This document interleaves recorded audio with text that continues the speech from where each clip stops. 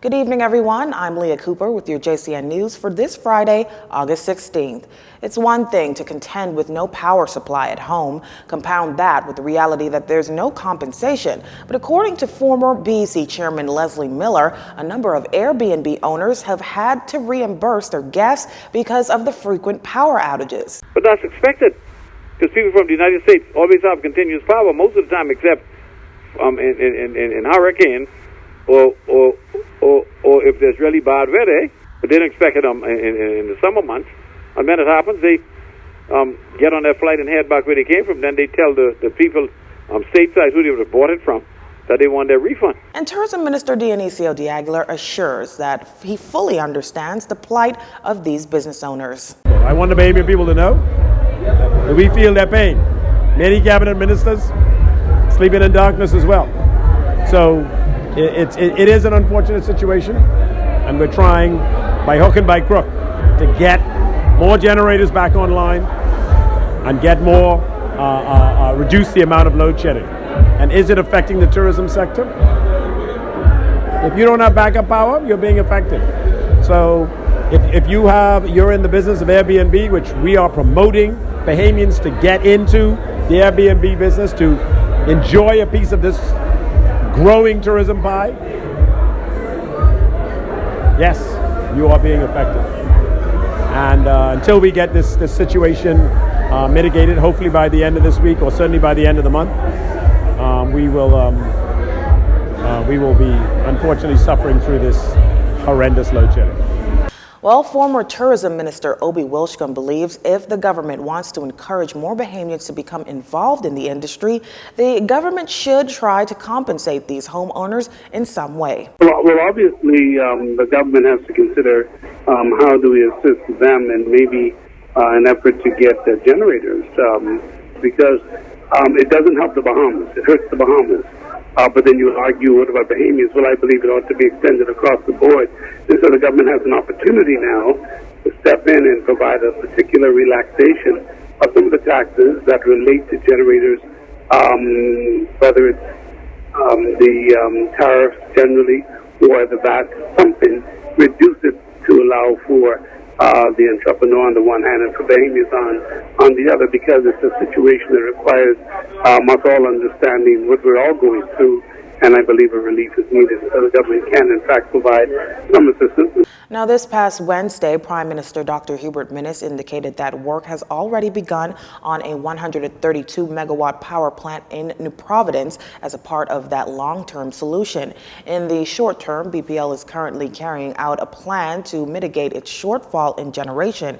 It's expected to provide relief to residents as soon as possible in support.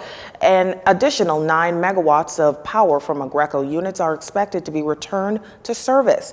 Further, a 6-man team of specialists from Philadelphia Gear is here in the capital. The team has started working with the intention of returning an additional 20 megawatts of power to service at the Blue Hill Power Plant.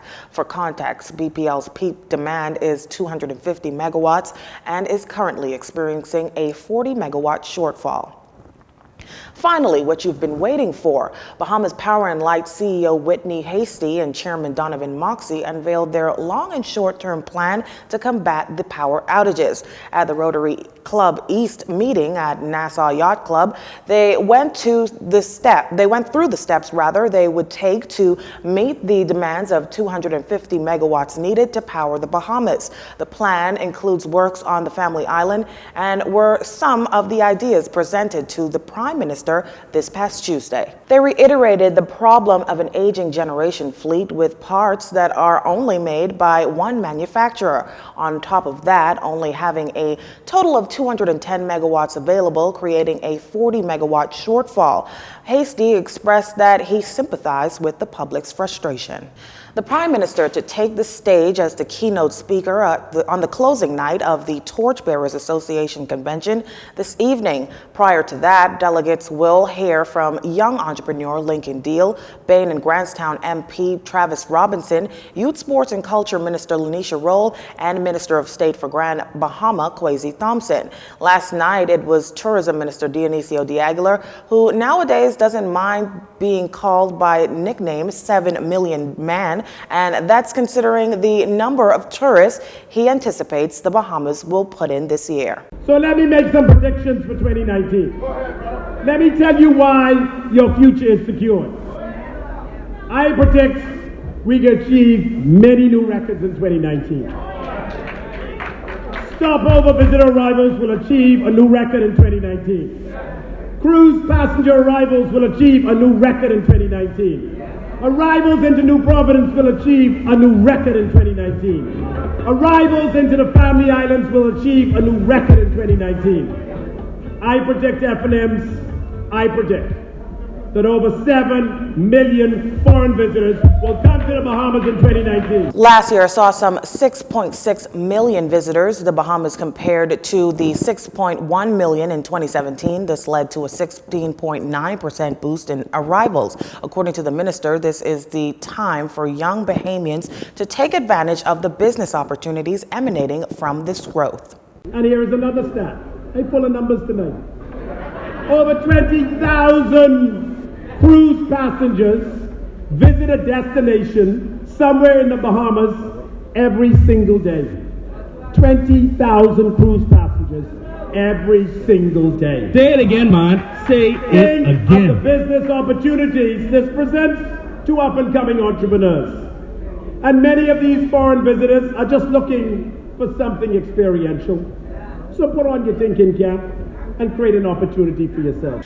Meantime, the 5-island constituency of Mayaguana, Inagua, Crooked Island, Long Key, and Acklands is set for what Education Minister Jeffrey Lloyd has branded a revolution.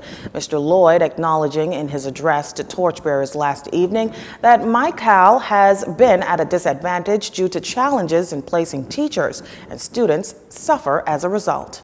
Many of those students are not able to take the 9 or 10, 11 PGCSE exams because they don't have those courses. Follow me? And they don't have those courses because they don't have those teachers. This is the FNM. Okay, this is the FNM. So listen carefully. This year, for that constituency, this here. Virtual school. Since assuming office 2 years ago, the Minnesota administration has reportedly invested $60 million in school repairs. We committed to transforming education through technology, and it is happening. And what it will do is now we are going to have a learning management system so that not only the 75 or 80,000 students in our educational system will have access to their courses, whether it's recorded or it's coming live 24 hours a day, 7 days a week, but you who have gone out of school, who want to go back to school and upgrade yourselves, will now have access to that same system. The Torchbearers Convention takes place at the Malia Resort this evening. You're watching JCN News. Stay with us. This segment of the news was brought to you by Alive.